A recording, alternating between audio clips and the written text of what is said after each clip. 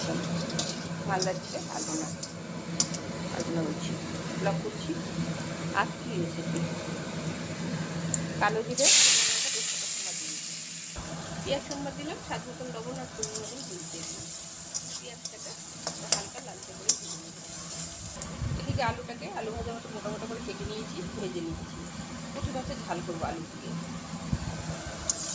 চলুন পেঁয়াজ, রসুন, লঙ্কা, আদা, সামান্য একটু জিরে গুঁড়ো, সামান্য একটু ধনের গুঁড়ো দিয়ে মশলা পেস্টটা করে নিয়েছি। আজকে তেজপাতা দিই না, তেজপাতা ছাড়াই মাছের ঝাল করবো। তেজপাতা দিলে একটা উগ্র গন্ধ হয়, ওই জন্য তেজপাতাটা সব সবজিতে চলে। এবার মশলাটাকে খুব ভালো করে আমি কষে নেবো, যত সময় তেল বেরোবে ততক্ষণ বসবে। এদিকে দেখুন সাজনা এখন এত সস্তা, আমার কাজের মেয়ে 10 টাকা কেজি সাজনা দিয়ে 1.5 কেজি সাজনা, খুব সাজনা সস্তা। ওদের দিয়ে গুড়ি বাড়ি তো, টমেটো দিয়ে সর্ষে বাটা দিচ্ছি সাজনা।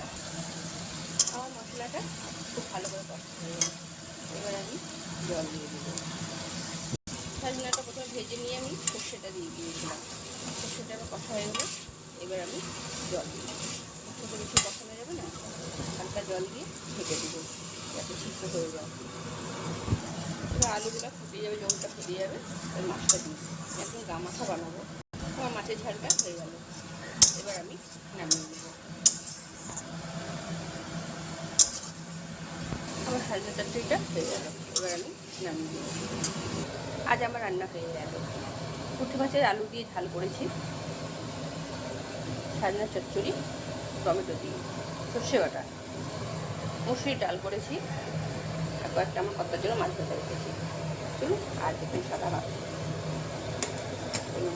আজকের রেসিপি এই ঘরোয়া মশলা, ঘরোয়া রেসিপি।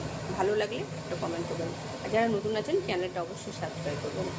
চলুন, আমি ভালো কথা বলতে পারি না কাজেই, আর ভিডিও আমি কোনো এডিট করতে পারি না, আমি যেটুকুনো নিজে পারি ওইটুকুই করি।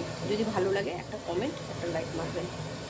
টাটা বন্ধুরা, আবার কাল দেখা হবে নতুন রান্নাঘর নিয়ে, নতুন রেসিপি নিয়ে দেখা হবে। চলুন বাই, সঙ্গে থাকুন।